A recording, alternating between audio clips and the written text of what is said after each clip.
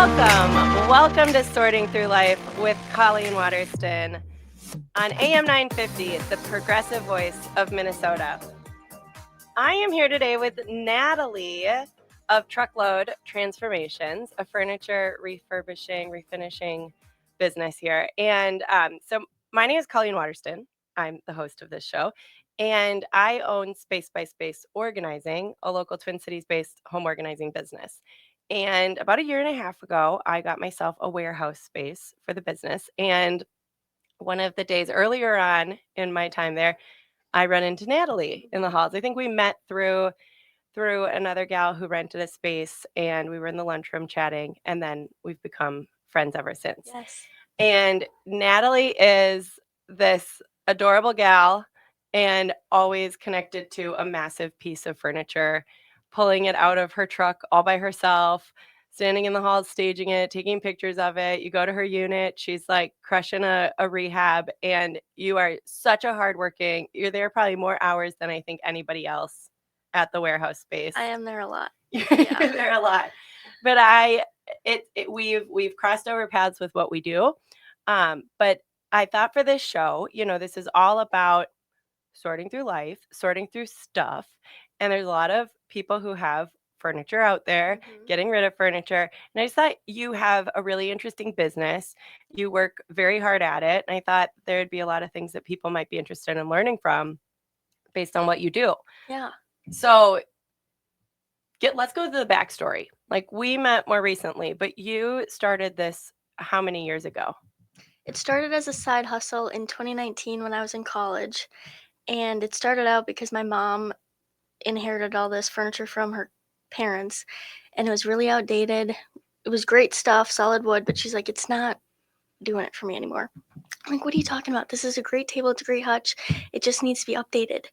And I know how much furniture, even back then, how many years ago? Yeah. But I'm like, you're going to get rid of it anyway. Let's see what I can do with it. And if you don't like it, you're going to get rid of it anyway. Okay. So I watched some YouTube videos, and So is there, you had these, she was using them in your house with her. Like, she had them in rotation, but then she was kind of over them and thought, Yeah. I think I'm ready to get rid of these. She didn't like the style. They were too outdated. Okay, so you're like, well, let me give it a shot. Yeah. First time ever. Yeah. Okay. She still has them to this day. Yay. Yeah. Okay, and loves them. Yes.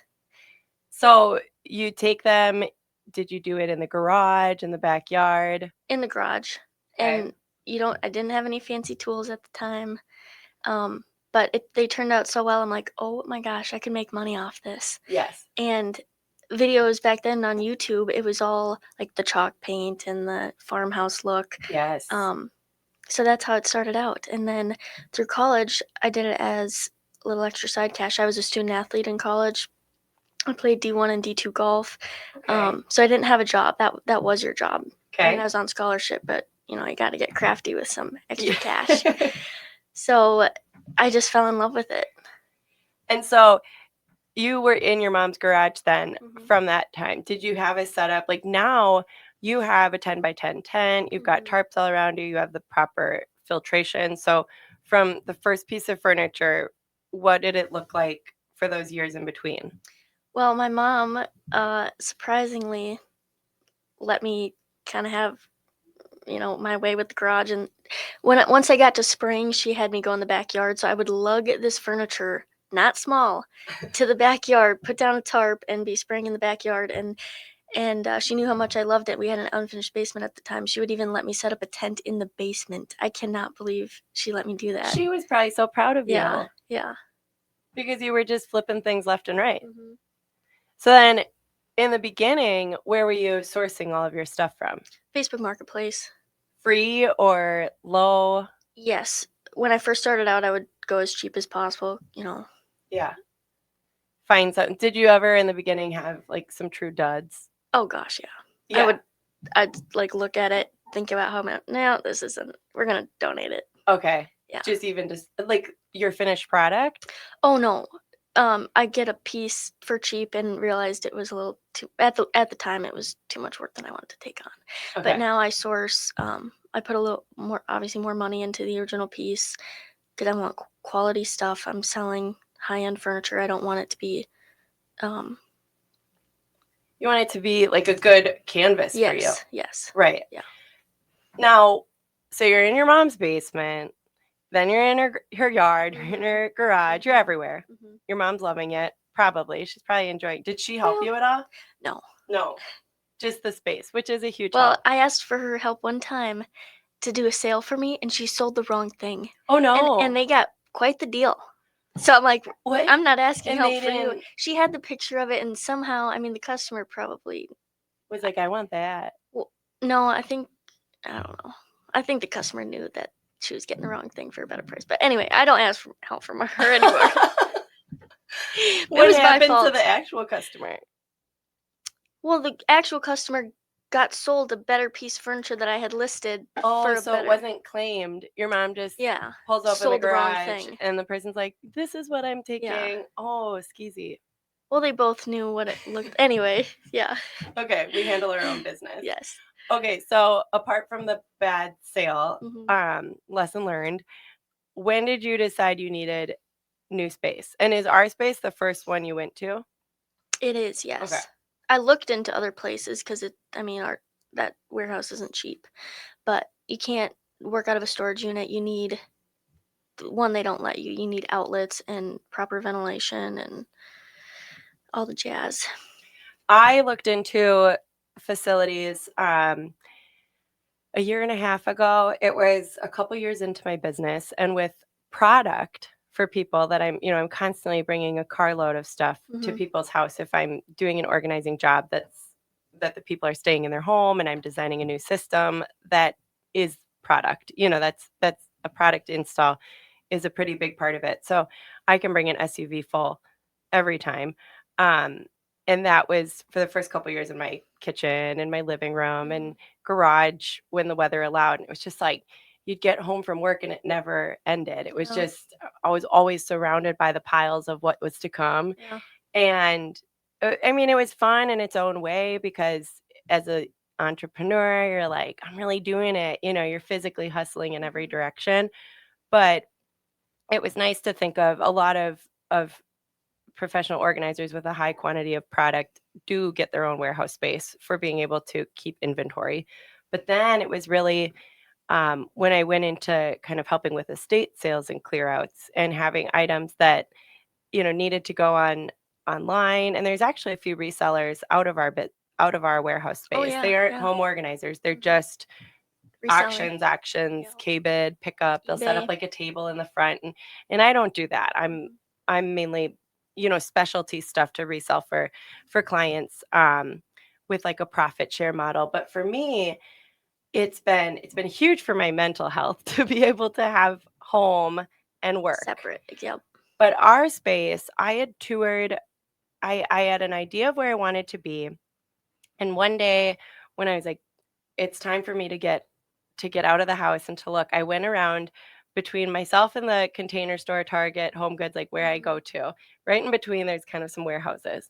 So I went and I drove them really slowly. I took pictures of all the leasing agents, and that was on a Sunday. On Monday morning, I called them. There were two. There's not that many leasing agents. They all kind of Yeah, lease there's a like bunch two of them. names. Yeah, Yeah. if you look around, you're like, same, same.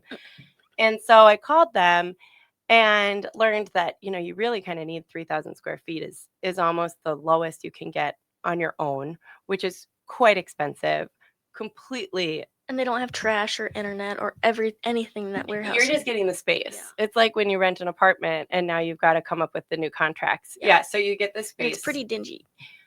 Can be. Yeah. The ones I was looking at, I wanted, and I have a vision for how I would want to grow this, but I saw these ones and then I was going to get a space within a space.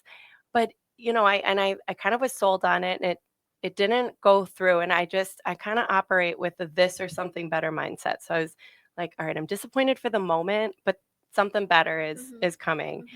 And I think the next week I toured ours.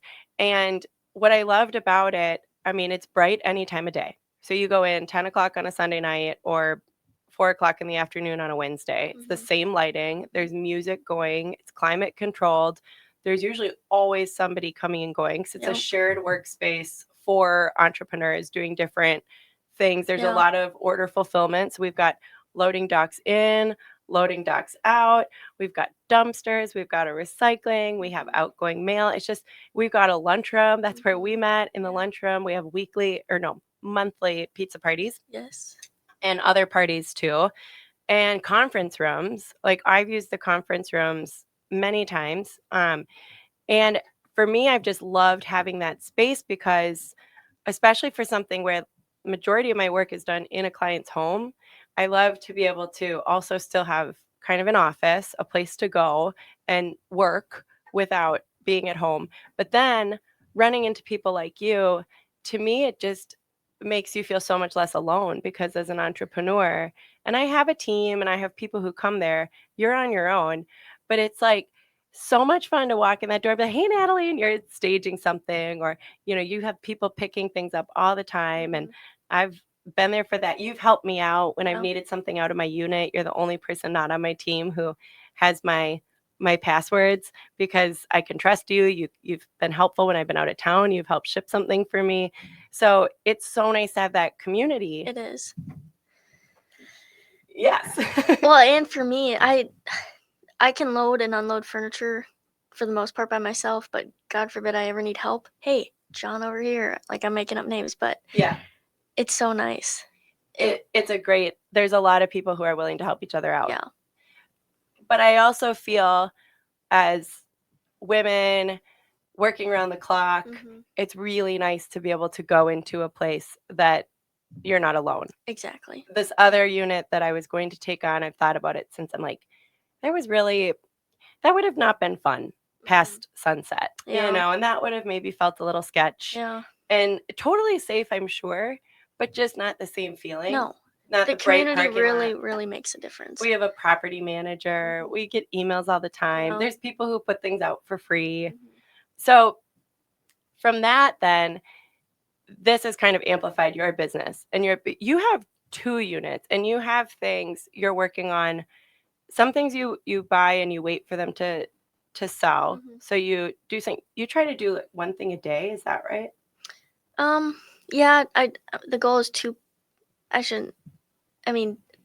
I work on 2 pieces at a time. Okay. That's how many I can spray in the tent. But usually realistically, because I'm really honing in on quality and Right. making things as perfect as possible, attention to detail. Realistically, it's 2 pieces every 2 days. So, a piece a day. A piece a day, but you've got something drying.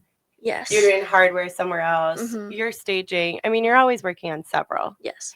And so the majority of your business, what's the breakdown for you between finding your own items and coming up with the plan on your own versus the custom pieces? And how do people find you for those custom pieces?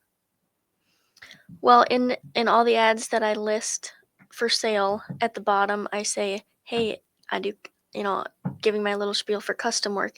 If you don't like this or it sells, whether it's something you have, if you already own it, or something you find, I can pick it up for you. I can, work with you. So now we'll kind of get into. That's clever. Yeah. So you're constantly advertising your services. Mhm. How many people then have reached out to you because of that comment? Quite a bit. Really? It custom work is up and down. Sometimes it'll be 40% of my income for a month. Sometimes I'll only have 2 custom pieces, but that's okay, because it's always fun to be working on my pieces that I design myself. And your pieces that you design yourself, you've told me you love bedroom sets Those sell well. and big dressers. Yep. Buffets are really popular. Okay. Um, Like buffet meaning with the glass top and. No, I call those hutches. Okay. But I think most people do. Okay. Yep. I still like doing hutches, but they're so big.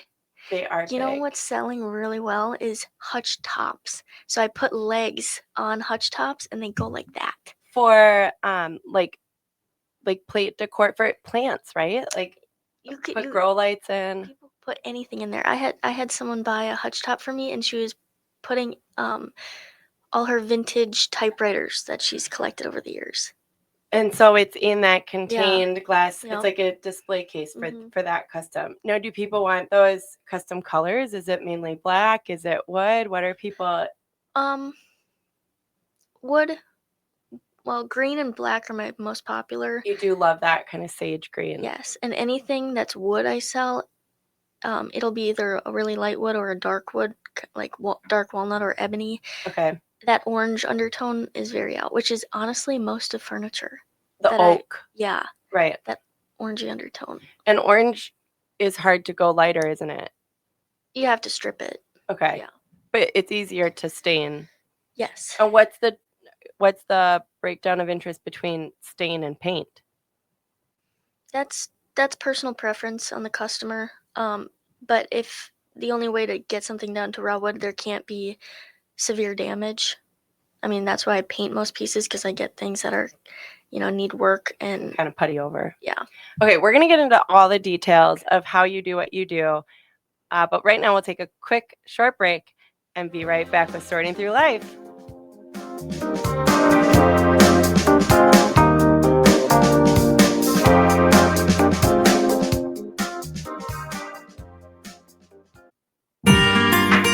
Welcome back. We are here with Sorting Through Life with Colleen Waterston on AM 950. And I'm your host, Colleen Waterston, of Space by Space Organizing here in the Twin Cities, with Natalie of Truckload Transformations here in the Twin Cities. So, Natalie, you do furniture refinishing. And I think your business and a lot of the social media accounts out there that are comparable are all about the before and after, the people who show uh, what something starts as and the beautiful transformation. In preparation for this episode, thank you for reconnecting me with my love of QRB, Quickly Restores Beauty. Yesterday, I texted Natalie the infomercial, which is on YouTube, thankfully, of what I spent an enormous amount of hours in my childhood watching over and over. So I think I'm aging myself from you. But when I was a kid, we would sit on the floor and watch the TV because it was on the floor. And there would be all these 1-800s, and there's like infomercials connected to them. And QRB, which you saw now, is like they would pour a liquid on a piece of furniture. Stripper, yep. Yeah, okay. A stripper. Furniture stripper. Yes. And like let it sit and then they would scrape it off, and it was so satisfying. And I just could watch it for hours. It probably shows why I love the things that I love now in transformations, but I was hooked. Yeah. And then they also would have a stainer, and there were these 3 different tabs between yellow, green, and red, and they had millions, they said, millions of colors. Custom matching. I was hopping around that because it was a 30-minute long video, but I watched the intro. I watched the majority of it. Really? Oh, good for you. It just brought me back. I was like, oh my goodness, I watched this for so many hours. Well, so I didn't watch the whole thing, so correct me if I'm wrong, but they showed, they poured the furniture stripper on there, and then they jumped right to staining. Okay, you missed out the most frustrating part, getting that residue of the stripper off. Oh, and they That's what's made a it seem nightmare. like there was no residue. Oh, I promise you there is. They had a lot of like I would like to go back in time and know how they did it, because there was some very straight lines of the before and after. They'd kind of walk away from something and say, oh, we're having this person work on this and this. I mean, it was an infomercial in the 90s. So yeah, I just think it's funny that they didn't touch on the most frustrating part is, because when you strip paint off furniture or varnish off, varnish was the word that I was looking for Yeah. yesterday. So that was like a layer that's like a glaze almost. Yeah, it could be. There's all kinds of different finishes, Mm-hmm. like poly. I don't know. Yeah, protective finish is what you got to get off before the stain. But it's a nightmare. I mean, stripping is fun, and stripping furniture is fun until you have to get all the gunk off. Oh yeah, I mean it.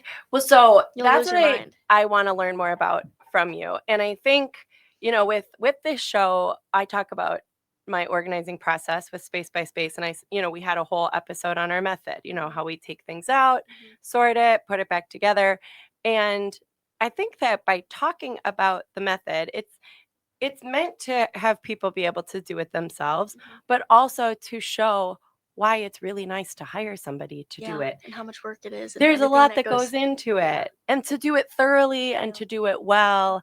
And myself, when it comes to furniture flipping, I do love a can of spray paint, and that can be so dangerous. Yeah. Like, I have ruined things that I liked, and then I just got excited, impulsive. There was a tarp, it was a nice day. There was pink spray paint, and now I don't have a cute tray anymore. Like, it gets really, for me with spray paint, the like, the drip marks, I can do that. I have some things that are fine. Um, and I have a lot of things I've spray painted, but it's certainly not professional. And there's been projects I've started and then they sat around and took up a lot of space Yep. midway through. And then ones that I even just put back on Facebook Marketplace and was like, I wish you well. Yeah, that happens so often. Okay.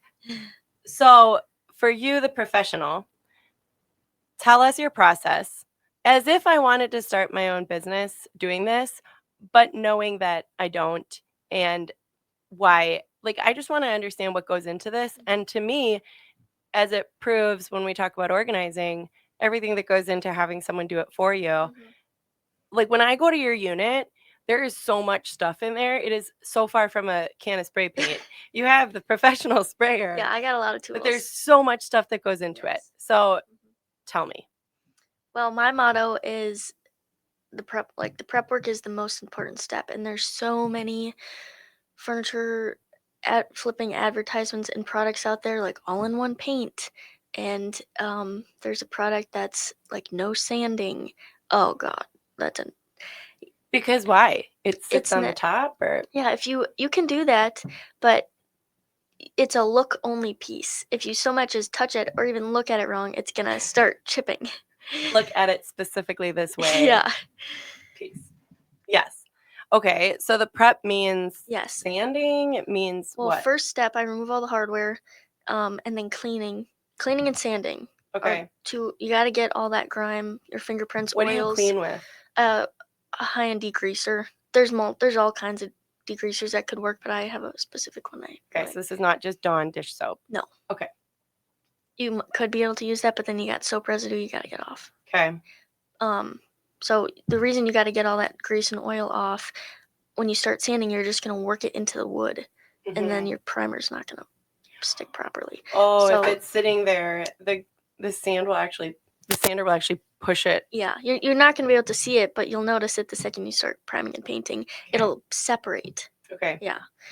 Or over time, it's gonna start flaking off and chip easy. But so then sanding, people think that you have to go down to raw wood to paint. You don't. You just need to scuff sand really well, get that shiny finish off. Okay.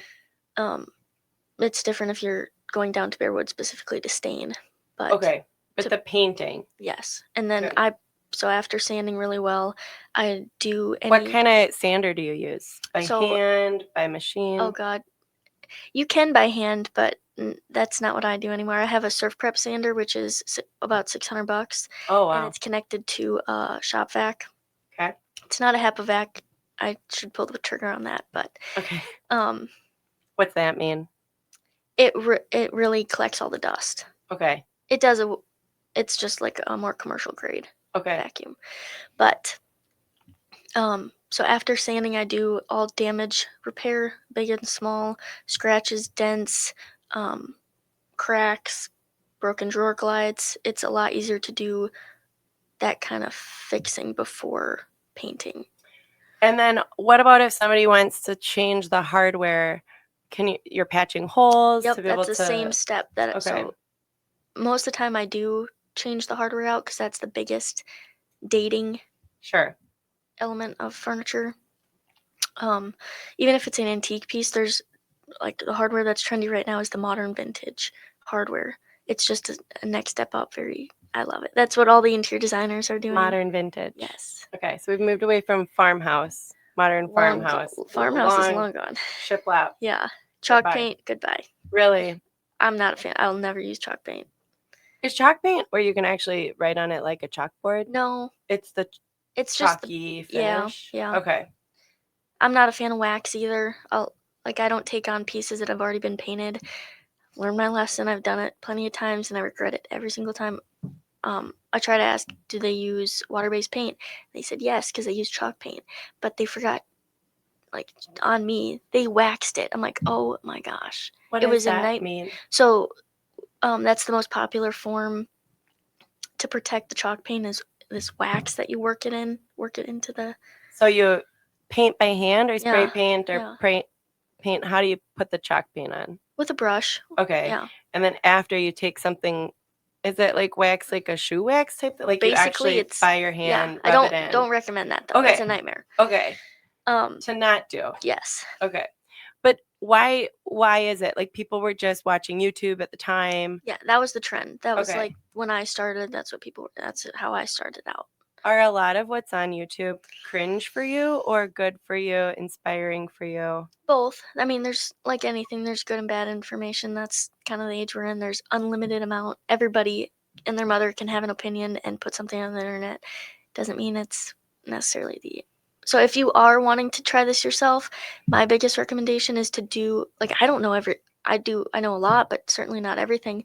And the information when I'm trying to learn something new, I go to professional cabinet refinishers, people who actually have a business. Yeah.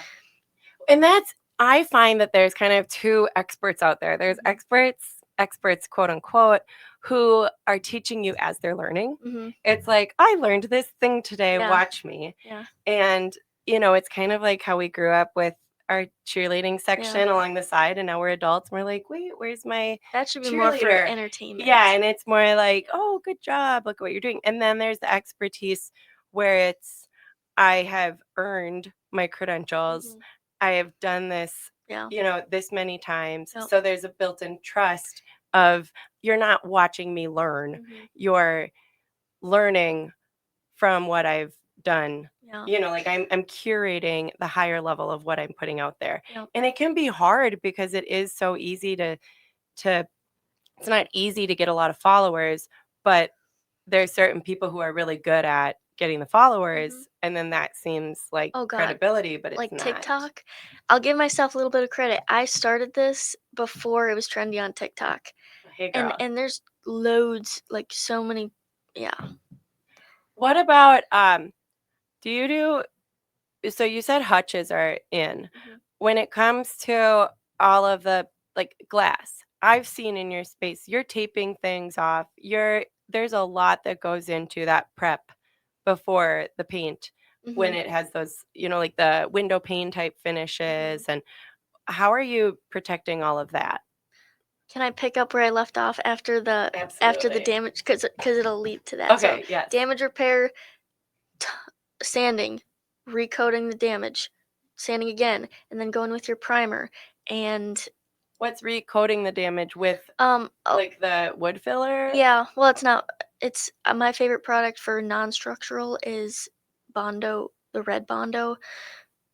Wood putty is more grainy, and you're gonna be able to see the repair that you did after you paint. But yeah, everything always needs at least 2 coats. Okay. Because after you sand, there's still, again, I go for perfection. Yeah. Okay. Yep. So then I prime with a sprayer, so there's no brush strokes. And the key is after you prime, you gotta filter the primer, so there's no, even if it's a brand new gallon, there's like gunk in there.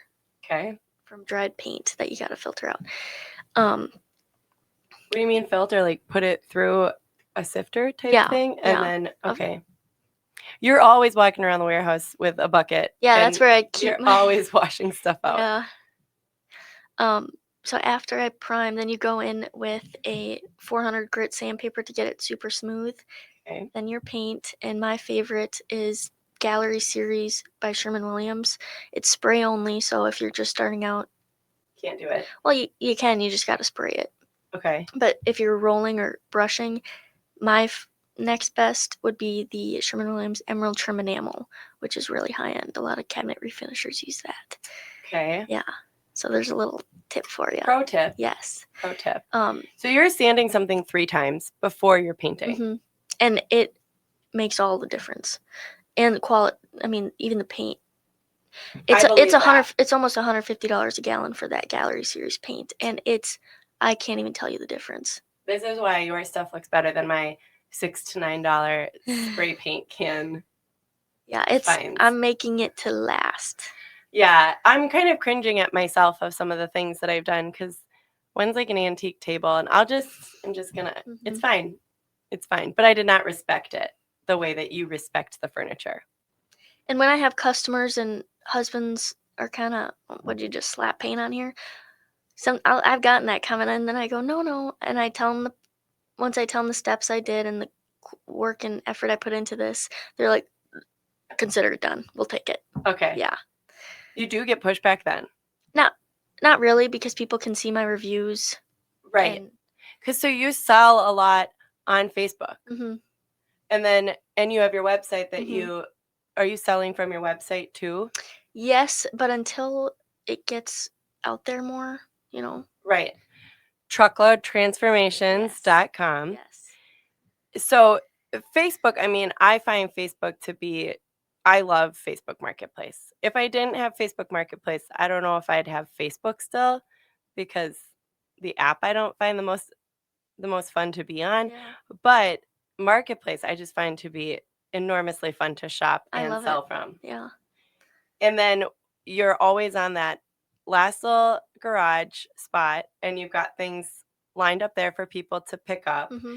But with the colors that you're using, you do use that green a lot, black a lot. Mm-hmm. When somebody asks you for a custom paint, then are you going and getting that $150 gallon? Like, how do you do custom projects? Do people bring you the stain that they want because I know that this is what I want, or how does that work? Well, funny story, I've actually refinished furniture for other furniture flippers. Yeah. Because? Well, one, it was during the winter and they didn't, they were mainly doing it outside, but also they just didn't want to deal with it. Okay. So I would charge them, and then they would basically upcharge their customer, which is so funny to me. So other furniture flippers, like, he was way more advanced than, like, he had a way bigger deal going on. But they trust you. Oh, yeah. You're legit. I've seen your stuff. You're legit. So for custom work, thank you. I try. I put a lot of work into it. You do put a lot of, your head is down a lot of the day. Yeah. You are very meticulous in it. Mm-hmm. Okay. We're going to talk about the market, what people are interested, what people are using things for. But for now, we're going to take a real quick break and be right back with Natalie of Truckload Transformations.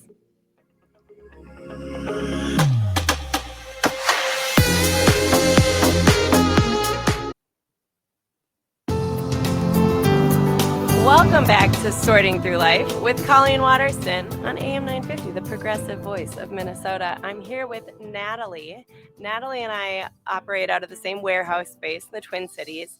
And while I am coming and going quite frequently with different organizing products, Natalie is coming and going quite frequently, but staying very often, very long hours, refinishing furniture.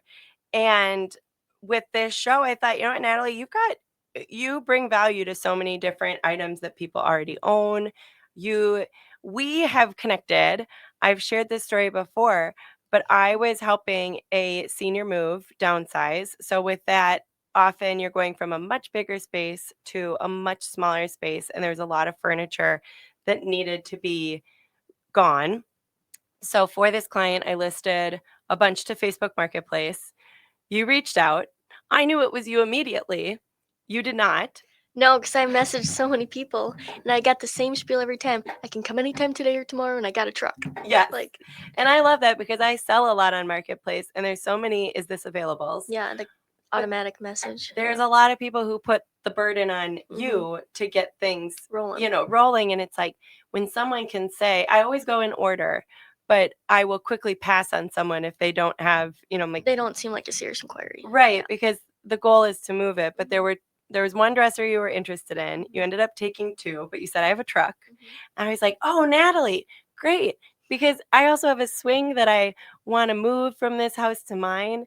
And you were like, oh, okay, yeah, well, where is it? Like, if it's convenient, I can help you. And I was like, well, just like 10 minutes away. It's close. And then I think, yeah, no problem. Helping out a stranger move a swing because I've got a truck. And then I'm like, oh my gosh, it's me. Yeah. You wrote back like 10 minutes later. You're like, oh, Colleen. I was like, That is so funny. And I couldn't believe that you were going to be so generous with a stranger. I mean, that just speaks to Natalie. Well, I mean, it's not easy to move stuff. It's nice But when it people have speaks have to a truck. you. Yeah. Most people would be like, that sounds like a you problem, Yeah. ma'am. But you were like, I mean, if I can help you. Mhm. But that day, especially for the client, was so exciting to see things go. She was so impressed to see this young gal with her truck Mhm. and, just that all Everyone. the neighbors were watching, it wasn't any man in sight, and this heavy lifting of this heavy furniture, and you flip both pieces beautifully. I was able to share the end result with her, and she was so excited to see these things completely transformed, truckload transformations. But yeah, for me, it's great to know. And I've sent you some things that you pass on, or I send you a picture, hey, I met a client. Are you interested in this? And there's a lot of times it's because of the paint that's already on it. Yeah, I don't do, just for the sake of my sanity. Already But painted pieces. for me, it's great to have people that I can refer to quickly. So if I'm on site and I can just text you and say, are you interested in this? That's a huge benefit if a client's trying to get rid of something. A lot of times people have no expectation of money. They just want to see it gone. And that's where I get most of my really, really good quality stuff is someone passes away or they're moving and the furniture is just a burden. It's Is. big, heavy stuff and Often you have to pay to movers. have it moved. Yeah. You have to pay to donate it if you're getting it picked up Yep. for donation. Mhm.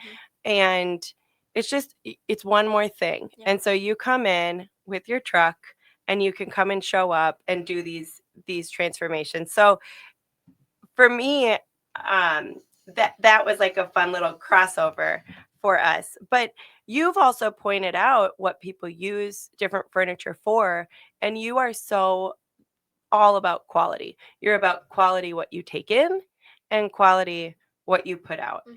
And I think that's so important. I think today's world, that's not the number one characteristic of what's on the market in a lot of different ways. And Yeah. for me at people's houses, it's like if you bump up against some of these dressers the wrong way, it's done. Yeah. You see people buy things and they think, oh, I'm just gonna, you know, I've got this. They'll show me a link to something that they might buy to organize in their office. And it's like, what do you think of this? I'm like, I think it's going to take you 8 hours to build that. And then it's gonna fall apart. It's going to fall apart. It's going to be missing a piece. The screw thing isn't going to connect, and And even in terms of quality, when you set stuff on it, it's gonna scratch, and you gotta worry about water damage. there is a It's been lot there. of, Yeah. it like wells up versus, and Yeah, then it'll particle never, board. Yeah. with if you put a ring on something. I was just in a house yesterday that we're going to help with a downsize. There's going to be furniture, I'll let you know. But there's some cube systems that I was like, wait on those, because I love a cube system and those are easy to put together. I'm buying them all the time for people's, closets and different systems. But there's just a lot of this furniture that you see where it's like it was an easy buy, but I Not think functional. not functional. So what you do to things is you have all of these different things within your Facebook Marketplace store. Um, well, you flip them pretty fast because you're storing them until they sell. But you have all these different things that you're selling. But then the custom piece of what you do is being able to say, I inherited this. I know how quality this is, but it's just not my style. But to be able to turn to somebody and say, "Can I drop it off with you? This is my inspiration." No, Like, how many times do people come to you and they know exactly what they want? probably never. Okay. Yeah. Because they probably don't know it's possible. Exactly. It's really hard for people to see the vision, and when I look at a piece of furniture, I immediately, well, when I do it myself, I know exactly what I'm going to do with it, the hardware I'm going to use. But for custom work, I help people source things if they want a buffet and they I say, give me a style and rough dimensions, and I'll send you things I see. Which is That's most of so the case, amazing. and I can pick up. There's an additional little fee there, but most people so far, most people I source for them. They don't have the I did not furniture know already. that. So Yeah. if I've got a spot in my house Mhm. and it's like, this is 65 inches to Yep. work with, I can send you a picture. I can tell you the height I can. Yeah. Like, maybe something I see on the internet of Yeah. like an inspiration, Yep. and then you're on the lookout. Even if you don't have an inspiration or if you know no idea what you want to do with it, send me a picture of the room and I'll give like undertones, different colors, whatever you want to do, different hardware options. And then I can use AI and kind of give a mock up. Here's what it would look like black with this hardware. Here's with white with this different hardware to help people visualize because that's the hardest part. That's so worth it. Yeah. Because especially once you spend on something fancy and expensive, it could cost more money to return it. When you Yeah. get it in your space, it's like a real quick window if you don't like it. And also like search words. I'm really good with product with organizing. I worked at the Container Store for a year and a half. I'm just really good with product and I love diving into that. But I know the right search words to use Mhm. if it's not just drawer organizer. It's the tension divider. It's Mhm. the width, the height. I know how to search. I imagine that you have that expertise that's kind of subtle, people don't think about, but when you're out there searching, you're putting in the right words because people don't call things what they are. No. Everyone calls everything's a dresser or a desk. And it's like, Yes, no, no. Yeah. this is actually a hutch. And then you've told me clever ideas from the organizing perspective for how to use different items. Mhm. Like using something, maybe taking apart that hutch, maybe you don't want it, so taking the top of the hutch and turning it into a display case, like you Mhm. said, adding, and then taking the bottom, so that would be the credenza, Yep. using that separately. So it's like you could get two pieces of furniture. I'm sad because my mom doesn't even listen to this, so she won't know. But I sold a hutch that she had in our Mm. house forever, and I'm like, I think I would have kept it today Yeah. and done something different with it. But it's gone. Someone's happy. They got a couple $100s, and I got a couple $100s, and they Yeah. got a hutch. But I know a lot of people don't get rid of their furniture because it was inherited to them and they mhm, feel guilty. Personally, I've never had, like, I could lose everything and not be, I don't hold on to things like that.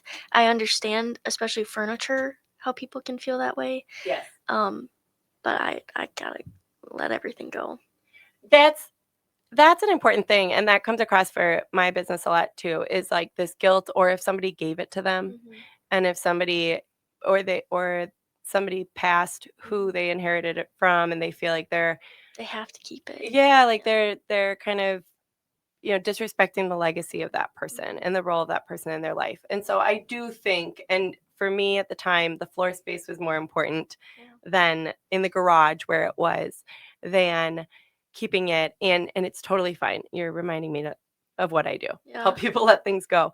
But Or they can keep it if they feel too guilty to get rid of it. Call me in. I'll help you make it modern. We don't even have to paint it. Some people think painting furniture is a crime.